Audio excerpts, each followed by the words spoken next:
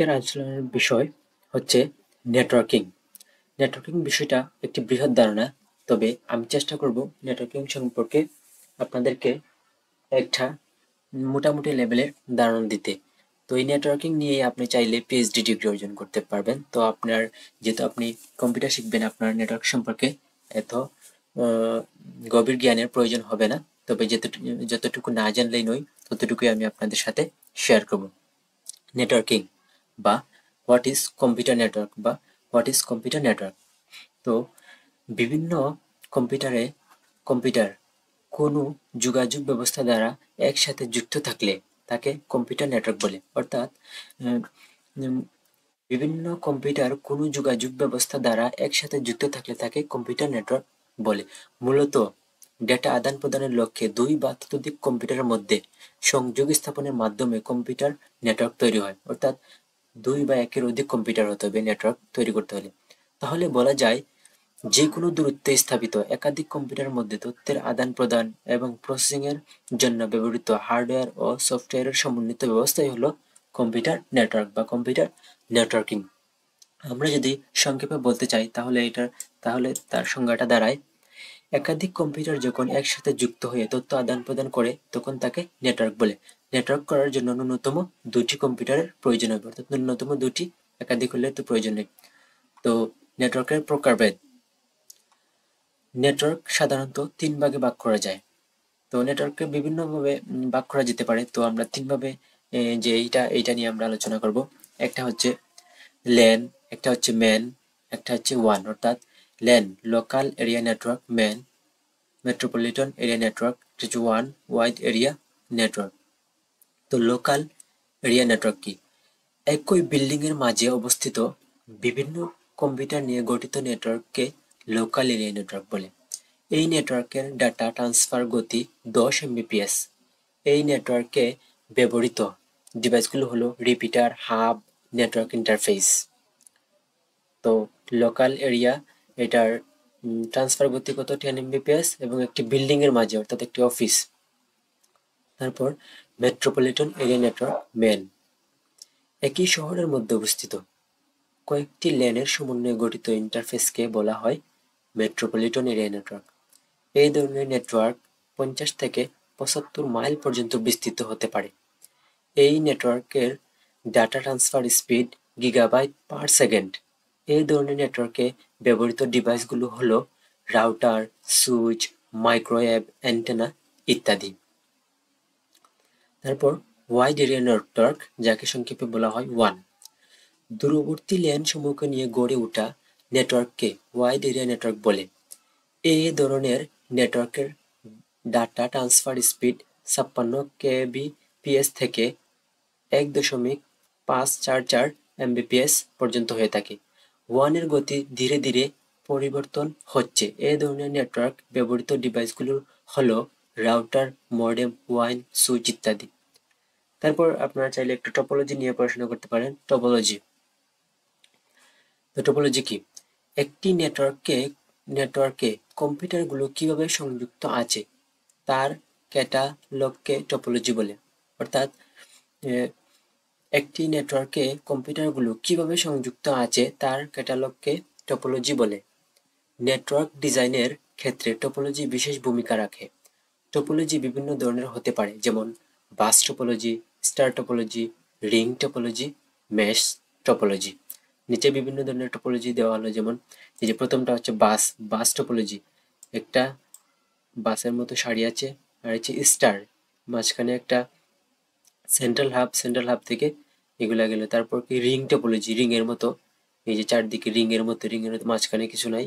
তারপর আছে mesh topology. তারপর আছে ট্রি টপোলজি, অর্থাৎ গাছের মতো। একটা হচ্ছে পয়েন্ট টু পয়েন্ট টপোলজি। তো টপোলজি সম্পর্কে আপনারা চাইলে একটু পড়াশোনা করতে পারেন। তার মধ্যে জনপ্রিয় হচ্ছে bus topology, star topology, ring topology, mesh topology এগুলা। আর ট্রি টপোলজি, পয়েন্ট এগুলা তেমন ইম্পর্টেন্ট না, তা আমরা জেনে রাখলাম। Network cable. তো নেটওয়ার্ক যেহেতু আমরা পড়াশোনা করছি, তো কেবল নিয়ে কিছু কিছু পড়াশোনা করা দরকার। তো নেটওয়ার্ক কেবল কি? এক কম্পিউটার থেকে অন্য কম্পিউটারের ডাটা পাঠানোর জন্য যে কেবল ব্যবহার করা হয় তাকেই নেটওয়ার্ক কেবল বলে। নেটওয়ার্কিং করার জন্য বিভিন্ন ধরনের কেবল ব্যবহার করা হয়, যেমন কোএক্সিক্যাল কেবল, টুইস্টেড পেয়ার কেবল আর ফাইবার অপটিক কেবল।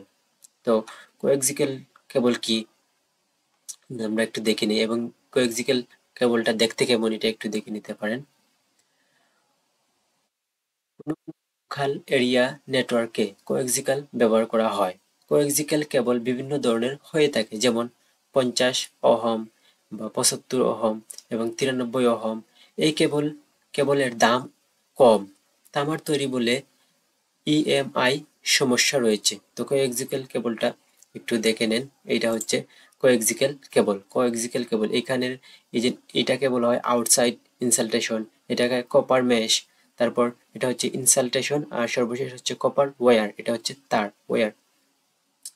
তারপর আমরা যদি পড়ি টুইস্টেড পেয়ার কেবল দুই ধরনের হয়ে থাকে। একটা হচ্ছে শিল্ডেড টুইস্টেড পেয়ার কেবল, আর একটা হচ্ছে আনশিল্ডেড টুইস্টেড পেয়ার কেবল। তারপর শিল্ডেড টুইস্টেড পেয়ার কেবল কি? শিল্ডেড টুইস্টেড পেয়ার কেবল প্রতিটি টুইস্টে জোড়া থাকে একটি করে শক্ত আচ্ছাদনের ভেতরে, ফলে ইলেকট্রিক ইন্টারফারেন্স অনেক কম থাকে। এই কেবলে ডাটা ট্রান্সফার স্পিড 500 এমবিপিএস হয়ে থাকে। তো এই যে টুইস্টেড পেয়ার কেবল যে দুই প্রকার, তার মধ্যে একটা হচ্ছে শিল্ডেড টুইস্টেড পেয়ার কেবল, হচ্ছে দেখতে এইরকম। যারা নেটওয়ার্ক নিয়ে কাজ করেন বা বাসায় নেটওয়ার্ক আছে তারা এগুলা চেনার কথা। তারপর একটা হচ্ছে আনশিল্ডেড টুইস্টেড পেয়ার কেবল। এই যে এটা হচ্ছে unshielded twisted pair twisted pair cable. Unshielded twisted pair কেবলে পেয়ারের বাইরে অতিরিক্ত কোনো শিল্ডিং থাকে না, কেবল বাইরে একটি প্লাস্টিকের জ্যাকেট থাকে। এই কেবলের ডাটা ট্রান্সফার রেট 16 এমবিপিএস। এটা হচ্ছে আনশিল্ডেড টুইস্টেড পেয়ার কেবল। এই যে তো এটা হচ্ছে একটা জ্যাকেট, এটা হচ্ছে ফয়েল শিল্ডেড ড্রেন ওয়্যার। আর এই তো তারপর আলোচনা করি ফাইবার অপটিক কেবল। তো ফাইবার অপটিক কেবল এই কেবলে তামার তামার তারের চেয়ে কাঁচকে মিডিয়া হিসেবে ব্যবহার করা হয়েছে, ফলে ইলেকট্রোম্যাগনেটিক ইন্টারফারেন্স নেই। এই কেবলের ডাটা ট্রান্সমিশন স্পিড অনেক বেশি। ফাইবার অপটিক কেবল দুই ধরনের হয়ে থাকে, single mode fibre and multimode fibre. এই প্রধান অসুবিধা হলো দাম অনেক বেশি এবং ইনস্টল করা কঠিন। ফাইবার অপটিক কেবলের দাম অনেক বেশি আর অনেকটা কি কঠিন, ইনস্টল করা কঠিন। তো এগুলা আমরা যারা নর্মাল নেটওয়ার্ক ইউজ করি এগুলা আমরা জানিও না, জানার প্রয়োজন হয় নাই, কারণ আমরা তো আইএসপি থেকে বা ইন্টারনেট সার্ভিস প্রোভাইডার থেকে আমরা নেটওয়ার্ক নিয়ে থাকি। তো তারা এইগুলা জানে। তো তারপর আমরা যদি আলোচনা করি রিপিটার হলো এমন একটি ডিভাইস যা সিগন্যালকে অ্যাম্প্লিফাই করার জন্য ব্যবহার করা হয়। 185 মিটার দূরত্ব অতিক্রম করার আগেই আপনি একটি রিপিটার ব্যবহার করে সেই সিগন্যালকে অ্যাম্প্লিফাই করে দিলে সেটি আরও 185 মিটার অতিক্রম করতে পারবে। এটি কাজ করে ওএসআই মডেলের ফিজিক্যাল লেয়ারে। তো ফিজিক্যাল লেয়ার বা ওএসআই মডেল কি, এটা হচ্ছে নেটওয়ার্কিং একটা বিশাল ধাপ, কিন্তু ওইগুলা না জানি। তো রিপিটারটা আপনার একটু চিনে রাখেন। আপনি যদি রিপিটার মাধ্যমে আপনি চাইলে আপনার রেঞ্জ বাড়াতে পারেন। ওয়াইফাই রিপিটার সেট আপ, এই যে এটা হচ্ছে রিপিটার। তারপর হচ্ছে হাব। তো হাব কি? হাব হলো একাধিক পোর্ট বিশিষ্ট রিপিটার। এখানে দেখেন একাধিক পোর্ট রয়েছে। হাব এই একাধিক পোর্ট বিশিষ্ট রিপিটারকে কি হাব বলা হয়। এটি কাজ করে ইলেকট্রিক সিগন্যাল নিয়ে নেটওয়ার্ক অ্যাড্রেস কিংবা এটা আচ্ছা হাব কিভাবে কাজ করে ইলেকট্রিক সিগন্যাল নিয়ে নেটওয়ার্ক অ্যাড্রেস কিংবা নেটওয়ার্ক অ্যাডাপ্টারের ম্যাক অ্যাড্রেস নিয়ে হাবের মাথা ব্যথা নেই। এটি কাজ করে ওএস আইএ মডেলের ফিজিক্যাল লেয়ারে। এটা ফিজিক্যাল লেয়ারে কাজ করে। এই যে হাব আপনারা দেখে রাখতে পারেন। তারপর হচ্ছে ব্রিজ। তো ব্রিজ কি? ব্রিজ নাম কি? ব্রিজ দিয়ে আমরা কি করি? রাস্তা পার হই, মানে সেতু। ব্রিজ মানে কি? সেতু। তো ব্রিজ এমন একটি ডিভাইস যা একাধিক নেটওয়ার্ক সেগমেন্টকে যুক্ত করে। এটি প্রতিটি সেগমেন্ট বিভিন্ন ডিভাইসের হিসাব রাখার জন্য ব্রিজিং টেবিল তৈরি করে। ইহা ওএসআই মডেলের ডাটা লিঙ্ক লেয়ারের কাজ করে। তো এই যে ল্যান এ ল্যান বি, এই দুইটার মধ্যে সেতুবন্ধন হিসেবে কাজ করছে ব্রিজ, তাই এটাকে কি ব্রিজ বলা হয়। তো তারপর সুইচ, সুইচ হলো একাধিক পোর্ট বিশিষ্ট ব্রিজ, যেটি হাবের মতো একাধিক পোর্ট বিশিষ্ট। সুইচ হলো একাধিক পোর্ট বিশিষ্ট ব্রিজ, এটি প্রতিটি নোডের ম্যাক অ্যাড্রেসের তালিকা সংরক্ষণ করে। এটি ওএস আই মডেলের ডাটা লিঙ্ক লেয়ারে কাজ করে। এই যে সুইচ, তো সুইচ তো আপনারা আশা করি কাজ বুঝতে পারতেছেন সুইচ। তো তারপর আসি রাউটার, এটা তো আর সবাই চিনেন, আমরা এখন ঘরে ঘরে আমরা সবাই ওয়াইফাই নেটওয়ার্ক ইউজ করি এই রাউটারের মাধ্যমে। এক নেটওয়ার্ক থেকে আরেক নেটওয়ার্কে ডাটা পাঠানোর পদ্ধতিকে বলা হয় রাউটিং। রাউটিং মানে রাস্তা, অর্থাৎ রাস্তা রাউট, রাউট মানে কি, রুট মানে আমরা কি বুঝি, রাস্তা। তো রাস্তা, কোন রাস্তা দিয়ে আর কি ডাটাগুলো যাবে, বা এক নেটওয়ার্ক থেকে আরেক নেটওয়ার্কে ডাটা পাঠানোর পদ্ধতিকে বলা হয় রাউটিং। আর রাউটিং এর জন্য ব্যবহৃত ডিভাইস হলো রাউটার। রাউটিং এর জন্য রাউটার, ইহা ওএসআই মডেলের নেটওয়ার্ক লেয়ারে কাজ করে। এই যে রাউটার। তারপর আসি গেটওয়ে। গেটওয়ে কি, বিভিন্ন ধরনের নেটওয়ার্ক সমূহকে যুক্ত করার জন্য ব্যবহৃত ডিভাইসটি হলো গেটওয়ে। ইহা প্রোটোকলকে ট্রান্সলেশন করে থাকে। ইহা ওএসআই মডেলের 7 লেয়ারেই কাজ করে। এটি অনেক ব্যয়বহুল। এই যে গেটওয়ে, প্রথমে আপনার কম্পিউটার গেটওয়ে, তারপর ইন্টারনেট। এই যে গেটওয়েটা কাজ করে কিভাবে, এভাবে কাজ করে গেটওয়ে। তো এই তো নেটওয়ার্ক সম্পর্কে অনেক কিছু গেল। তারপর দেখি কি, নেটওয়ার্কের 5টি মূল উপাদান, নেটওয়ার্কিং লেয়ার্স। 5টি মূল উপাদান কি, টার্মিনাল। তো টার্মিনাল, একটি নেটওয়ার্কে একটা হচ্ছে টার্মিনাল, টেলিকমিউনিকেশন প্রসেসর, তারপর হচ্ছে টেলিকমিউনিকেশন চ্যানেল ও মাধ্যম, কম্পিউটার, তারপর হচ্ছে টেলিকমিউনিকেশন সফটওয়্যার। তো এই 5টির সম্পর্কে আমরা একটু ওভারভিউ দেওয়ার চেষ্টা করি। টার্মিনাল, একটি নেটওয়ার্কে তথ্যাদি প্রেরণ বা গ্রহণের জন্য যে ইনপুট বা আউটপুট যন্ত্রাদি ব্যবহার করা হয় তাকে টার্মিনাল বলে, যেমন মাইক্রোকম্পিউটার, টেলিফোন, ফ্যাক্স মেশিন ইত্যাদি। তারপর টেলিকমিউনিকেশন প্রসেসর, টার্মিনাল ও কম্পিউটারের মধ্যে তথ্যাদি প্রেরণ বা গ্রহণের জন্য যেসব যন্ত্রাদি ব্যবহার করা হয় সেগুলোকে কমিউনিকেশন প্রসেসর বলে, যেমন মডেম, মাল্টিপ্লেক্সার ইত্যাদি। টেলিকমিউনিকেশনের চ্যানেল ও মাধ্যম, যে মাধ্যমের মধ্য দিয়ে তথ্যাদি প্রেরণ করা হয় তাকে বলা হয় টেলিকমিউনিকেশন চ্যানেল, যেমন coaxial cable, fibre optic cable, microwave system ইত্যাদি। তারপর কম্পিউটার, হোয়াট ইজ নেটওয়ার্ক, তাহলে নেটওয়ার্কে বিভিন্ন ধরনের ও সাইজের কম্পিউটারকে এমনভাবে সংযোগ করা হয় যাতে সেগুলো তথ্য প্রক্রিয়াকরণে এর দায়িত্ব সঠিকভাবে পালন করতে পারে, যেমন বৃহৎ সংস্থায় একটি নেটওয়ার্কের মেইনফ্রেম কম্পিউটারকে হোস্ট কম্পিউটার হিসেবে ব্যবহার করা হয়। এগুলো যারা একটু পড়াশোনা করছেন বা নেটওয়ার্ক সম্পর্কে একটু যদি পড়াশোনা করে থাকেন তাহলে এগুলো সবাই জানার কথা বা পারার কথা বা বোঝার কথা। আমি এগুলা নিয়ে একটু আর বিস্তারিত বলছি না, তবে আশা করি এই বাংলা লেখাগুলাই বুঝতে পারছেন, এগুলা জানলেই হবে।